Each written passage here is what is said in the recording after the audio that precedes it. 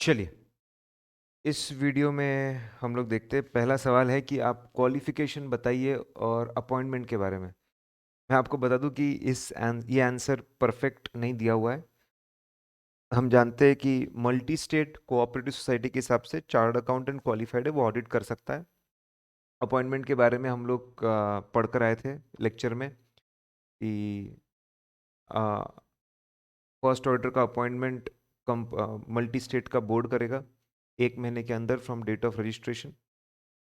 Subsequent का appointment share holders करेंगे हर एजीएम के अंदर, अगले एजीएम तक, और उसको 7 दिन के अंदर बताना पड़ता है।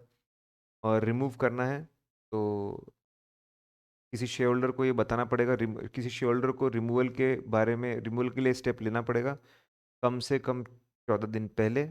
और रेजोल्यूशन पास होके पुराने बंदे का रिमूवल होगा, नए बंदे का अपॉइंटमेंट होगा।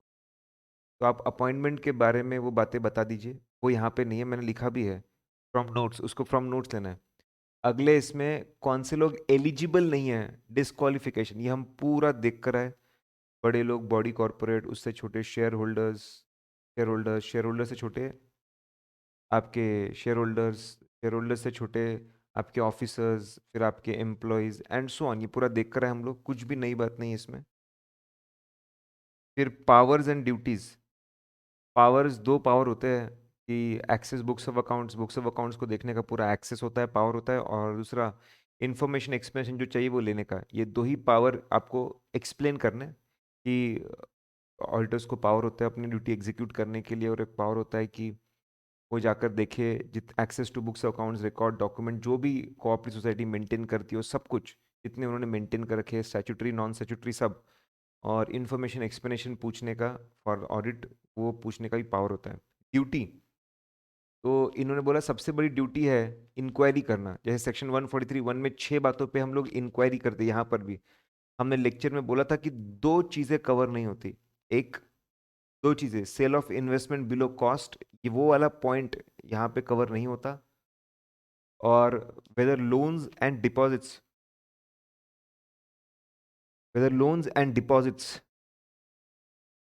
Weather loans and advances are shown as deposits, क्या छुपाया है क्या चीज़ों को, लोन्स और एडवांसेस को एज ए डिपॉजिट बताया है क्या, वो बात भी कवर नहीं होती। तो दो चीज़ें कवर नहीं होती, उस बात का ख्याल रखना। ठीक है। फिर हर साल कोऑपरेटिव सोसाइटी के ऑडिटर को रिपोर्ट देनी पड़ती है, एक्सप्लेन, बिल्कुल सही है। मल्टी स्टेट कोऑपरेटिव, हर साल एजीएम होती है मल्टी स्टेट कोऑपरेटिव सोसाइटी में। हर साल वहां पे फाइनेंशियल स्टेटमेंट को पेश करना पड़ता है, और हर साल फाइनेंशियल स्टेटमेंट पेश किए जाएंगे, उसका हर साल ऑडिट होता है, उस पर ओपिनियन देना पड़ता है। तो बिल्कुल सही है, बिल्कुल सही है कि हर साल ऑडिट कराना पड़ेगा। क्या लिखते हैं हम लोग सीक्वेंस में, व्हाट वी राइट। ठीक है, बहुत सिंपल सी, हमने पूरा इन्फॉर्मेशन एक्सप्लेनेशन ऑब्टेन किया है रिपोर्ट देने के लिए, पूरी जानकारी ली है। लेने के बाद में बता रहे बुक्स प्रॉपर तरीके से मेंटेन्ड है, वो अग्री करते फाइनेंशियल स्टेटमेंट से। Balance sheet true and state of affairs के बारे में सब बराबर बताता है, पीएनएल प्रॉफिट के बारे में सब बराबर बताता है, सब कुछ एकदम बढ़िया है। क्वेश्चन पढ़ के समझेगा नहीं, ये सब लिखना था तो ठीक है। लेकिन आंसर में उन्होंने कवर किया, हमारे ध्यान में अब रहना चाहिए कि भाई अगर बड़ा क्वेश्चन है, ज़्यादा मार्क्स अगर इन्वॉल्व है, तो आप बताइए हर साल रिपोर्ट देनी पड़ती है और रिपोर्ट में क्या क्या लिखना पड़ता है। स्पेशल फीचर्स, ये भी हम पढ़कर आए, बिल्कुल सही। ऑडिट रिपोर्ट बनने के बाद ड्राफ्ट रिपोर्ट सेक्रेटरी को बोलना चाहिए, भैया मैनेजिंग कमेटी की मीटिंग बुला ले, सारे ड्राफ्ट डिसीजन उसके साथ में डिस्कस करने चाहिए। क्लासिफिकेशन, पूरे एक्टिविटीज़ के इसकी मार्किंग होती है, उसके हिसाब से आखिरी में टोटल मार्क्स के हिसाब से क्लासिफिकेशन दिया जाता है। अगर लोग रिक्वेस्ट करें तो आरओसी बोल सकता है कि एक बार फिर से देख लीजिए, रेटिंग बदलने की ज़रूरत है क्या। ठीक है। स्पेशल ऑडिट के बारे में, गवर्नमेंट की होल्डिंग 55% है, स्पेशल ऑडिट हो सकता है क्या। बेसिक रिक्वायरमेंट ये 51% और मोर होना चाहिए बाय सेंट्रल गवर्नमेंट और स्टेट गवर्नमेंट और बोथ, ये बेसिक रिक्वायरमेंट है। ठीक है।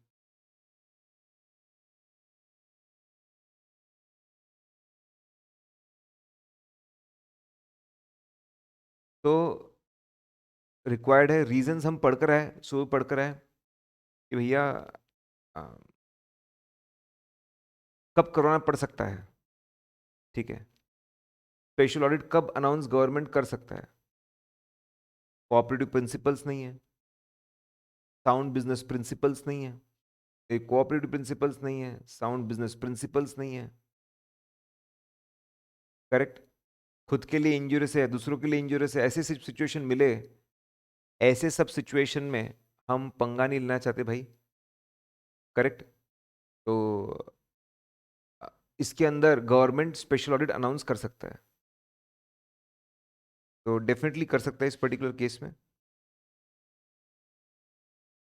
एमसीक्यू पे चलते हैं।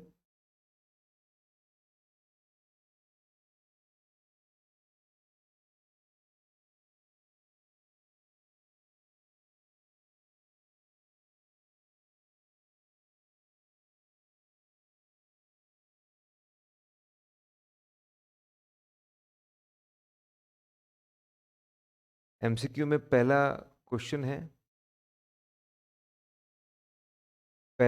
है कि in addition to audit certificate in prescribe form and various schedule, the auditor of cooperative society is applicable in the applicable state has power two set of questionnaire called as, दो set of, बिल्कुल सही है।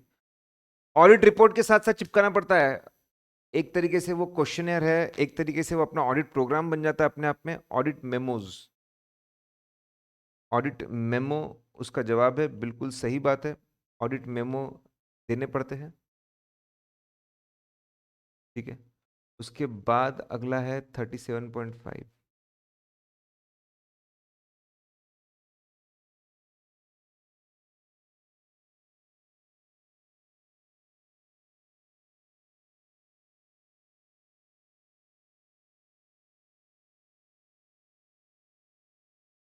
तो अगर हम लोग चलते 37.5 पे, which of the following is not required to be inquired by auditor of multi state cooperative, क्या नहीं करने की जरूरत? लोन्स एंड एडवांसेस जो सिक्योरिटी के बेसिस पे दिए थे, क्या उसकी इंक्वायरी करते हैं? Yes. Merely plain book entry, नकली ट्रांजैक्शन है, सिर्फ बुक एंट्री, इसके अलावा प्रूव करने के लिए कुछ भी नहीं है, क्या उस पर कमेंट करते हैं? यस। पर्सनल एक्सपेंसेस चार्ज किया, यस।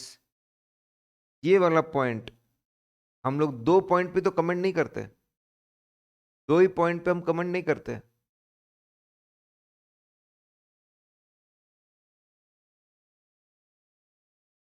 पहला, sale of investments below cost और loans and advances shown as deposit, ये दो पॉइंट पे नहीं करते, तो बिल्कुल सही है, इस पॉइंट पे हम कमेंट नहीं करते, ठीक है।